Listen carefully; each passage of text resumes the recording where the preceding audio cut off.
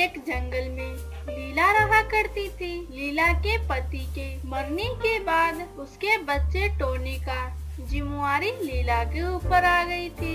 लीला Tony को एक बड़ा डॉक्टर बनाना चाहती थी, इसीलिए वह दूसरे के घरों में काम किया करती थी। एक दिन फिर लीला, तुम अपनी पूरी जिंदगी बहुत मेहनत की और टोनी को डॉक्टर बनाने के लिए और ज्यादा मेहनत कर रही हो। हाँ तोती, क्योंकि मेरा बेटा टोनी अगर डॉक्टर बन जाएगा तो मेरी सारी परेशानी खत्म हो जाएगी। मेरे पास पैसे नहीं है, मुझे टोनी का फीस भरना है। क्या तुम्हारे पास कोई काम है? लीला, तुम्हें तो पता ही है ना कि चंचल कितनी अमीर है। वह अपने घर में किसी काम वाली को ढूंढ रही है। क्या तुम चंचल के घर में काम करोगी? हाँ, क्यों नहीं तोती, मैं जरूर करूँगी। तुम्हारा बहुत बहुत धन्यवाद। मैं अभी चंचल के पास जाती हूँ। फिर लीला वहाँ से चंचल के घर जाती है। सुना है चंचल, तुम्हारे अपने घर में कोई काम वाली चाहिए। मैं आपके घर में काम करने के लिए तैयार हूँ। आप मुझे अपने घर में नौकरी पे रख लें। लीला, क्या तुम सारी काम कर लोगी? हाँ, मैं सारी काम कर लूँगी। हाँ ठीक है, तुम कल से काम पर आ जाना। धन्यवाद चंचल, मैं कल से काम पर आ जाऊंगी। अगले दिन से लीला चंचल के घर में काम करने चली जाती है। चलो लीला, जल्दी से सारा घर साफ कर दो। घर बहुत ज्यादा गंदा हो गया है। लीला पूरे घर में सफाई करती है और बहुत ज्यादा मेहनत से काम करती है। चंचल का पति रिंकू अपने खराब दोस्तों के वजह से काफी बिगड़ गया था। अरे चंचल, ये कौन है?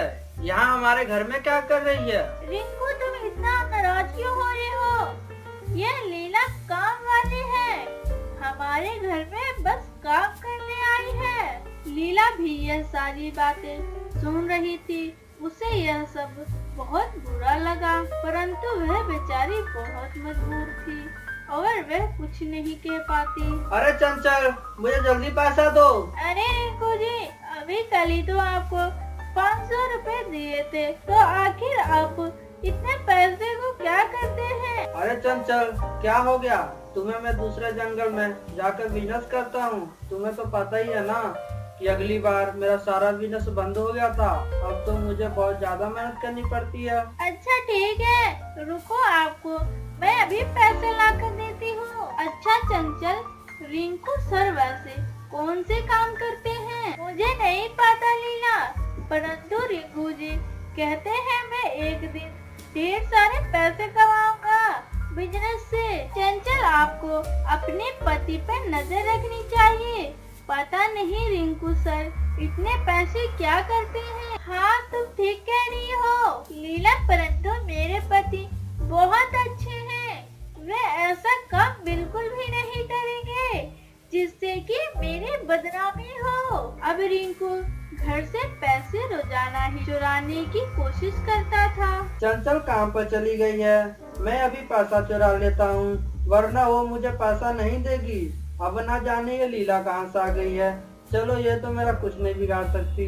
फिर रिंकू चंचल के पर्स से पैसे निकाल लेता है। तभी लीला यह सब देख लेती है। फिर लीला, अरे रिंकू सर, आप चंचल मैडम के पर्स से पैसे क्यों चुरा रहे हैं? देखो लीला, तुम अपना काम करो, ये हमारा आपस का मामला है, हम देख लेंगे। इतना कहकर रिंकू वहाँ से चला जाता है। फिर थोड़ी देर बाद चंचल घर में आती है तो देखती है। फिर, अरे लीला, यह पर्स यहाँ पर क्या कर रहा है? और इसमें कुछ रुपए भी थे और घर में तो अकेली ही थी। तभी लीला बोलती है, नहीं चंचल, घर में रिंकू सर भी आए थे। तभी रिंकू घर पे आ जाता है, इन दोनों की बातें सुन लेता है। तभी रिंकू बोलता है, मैंने माना करे थे इस लीला को यहाँ पर काम पर मत रखो, पर तुमने तो मेरी बात ही नहीं मानी। अब देखो पैसा चोरी हो गया ना अब तुम्हारे। इतने बातें सुनकर लीला वहाँ से चली जाती है। जब लीला अगली सुबह काम पर आती है तो वह चंचल को काम पर जाने से रोकती है। चंचल, आज काम पर मत जाओ। आज आप ही अपने आँखों से देखना पैसे कौन चुराता है। कुछ देर बाद चंचल का पति रिंकू वहाँ पर आ जाता है और वह पर्स से पैसे चुरा लेता है। यह सब चंचल और लीला देख रहे होते हैं।